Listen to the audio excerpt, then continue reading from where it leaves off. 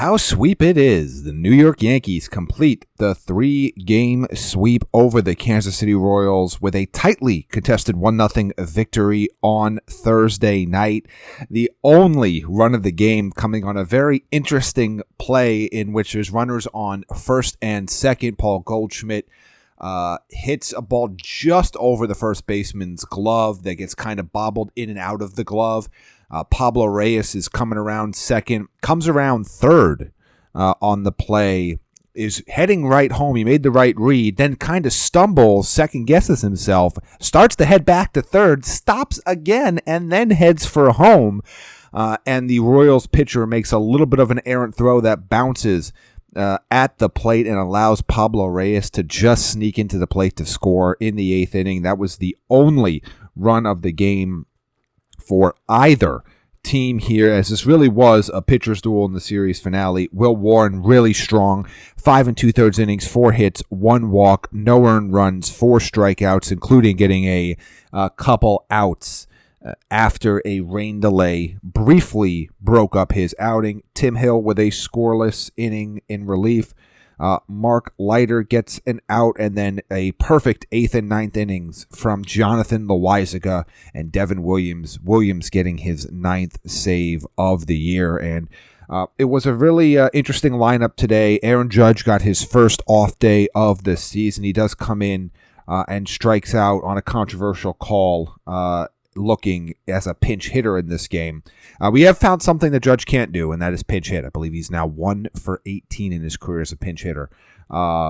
Luckily, that's not something that he's going to need to do quite often in this game. But no Jazz Chisholm, no Aaron Judge, as the Yankees are in the stretch of a double-digit day stretch with no days off here. So the Yankees didn't really do much offensively in this game. Neither team did. Grisham gets a hit. Goldschmidt got the hit that ends up being the game winner. J.C. Escarra, 2 nice hits in this game as well. His bat's really starting to come around. He's not getting a lot of opportunities to play. He'll get another stretch here soon. I assume he'll probably catch Rodon in a couple days. But, he doesn't get a lot of opportunities, but his bat's come around a little bit. And then Pablo Reyes, with a hit and obviously the game-winning run as somebody that potentially is playing his last game as a Yankee with Giancarlo Stanton looming and as a potential return for the Boston series. If that is the way the Pablo Reyes era in New York goes out, at least it went out on a high note with him making a really strong play, even though it was very confusing and almost turned into a disaster. I mean, he almost went... he gets tagged out at the plate there. He's being called a goat, and not the good one, not the good kind that all the kids today are saying. But he scores, and it was enough for the Yankees to win this game. But on the Royals side, again, scattered 5 hits across this game. Seth Lugo was really strong. The bullpen, for the Royals was strong. Really, the offense just wasn't there for either team in this game. I know there was a little bit of a rain delay, but it's not like the weather was that bad. It just kind of seemed like 2 teams that just couldn't quite get it going. But the Yankees earn the sweep. They earn another victory, and they continue their hot run atop the American League East. And obviously, they're only the Detroit Tigers and the New York Mets have better record than they do right now at this point in the season, a little over 40% of the way through the year. But we talked about this on yesterday's podcast. Take the sweep when you can get it. And the Yankees were able to do that. They own the Royals. They own the AL Central. Everybody kind of knows that. But they really have owned the Royals in recent years. And now you're going to fly to Boston. And you have a 3-game series with the Red Sox that starts tomorrow night at 7:10 p.m. first pitch. A battle of the lefties. Ryan Yarbrough looking to bounce back against Garrett Crochet, who continues. The Yankees got to him in that last game. It's very interesting because these guys just faced off against each other not that long ago.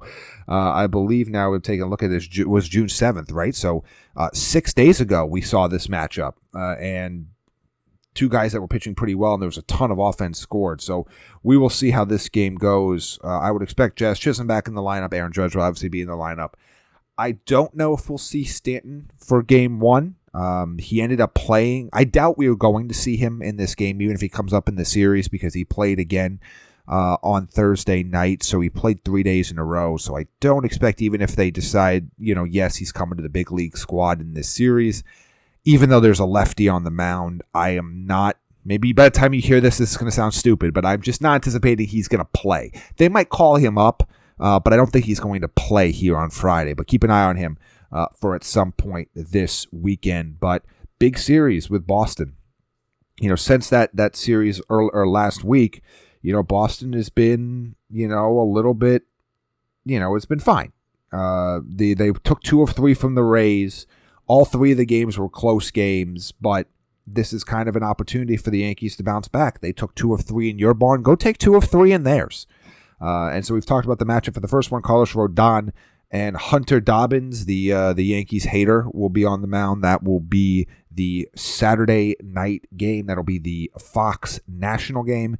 And then on Sunday, it will not be Sunday Night Baseball. So you will have a 1:35 p.m. Eastern start time. Well, Sunday afternoon baseball, and that's Brian Bayo, I should say. No, I said Bello. Bayo versus Ace Max Fried. So this is a series that is going to be, I wouldn't say a defining series for New York, but this is one of those ones where I feel like you need a better performance than what you showed in that last series. Because even in the game you won, you got up big and then felt like you were kind of hanging on in that first game of the series. I would like to see the Yankees win 2 of 3, win pretty decisively. You've got 3 of your hottest pitchers on the mound. I know Yarbrough struggled in his last start against Boston, but he has been really solid so far. And then obviously you've got your 2 best pitchers this year, Carlos Rodon and Max Fried, set to go back-to-back against Boston. So we'd love to see the Yankees steal 2 of 3 in this series before they head out to their next series, which after Boston is back home for a 7-game homestand. No off days in that homestand, by the way. They'll have a 4-game series against the LA Angels, and they will have a 3-game series next weekend against the Baltimore Orioles before heading to Cincinnati for a 3-game series and then finally getting an off day. So we will see how this entire series plays out, but the Yankees would be off to a really good start here, particularly if you could take game 1. If you can take this game where you're traveling, they have their ace on the mound, and your 2 top pitchers aren't pitching. If you can steal this first game here tonight in Fenway, I think it's going to go a long way because I like your chances of winning at least 1 of 2 with Rodon and Fried on the mound over the weekend. So we'll see if the Yankees are able to do it. We'll see if they stay hot. Keep an eye out for Giancarlo Stanton's return. It does feel like it's going to happen. Maybe it's not going to happen tonight, but it feels like it's going to happen very, very soon. And maybe at worst case, if he doesn't show up for Boston, it looks like that 7-game homestand that they're going to have between the Angels and the Orioles is going to be the time that we're going to see Big G back in the Yankees lineup. And we will cover that all. We will talk to you on Monday to break down how this Boston series went.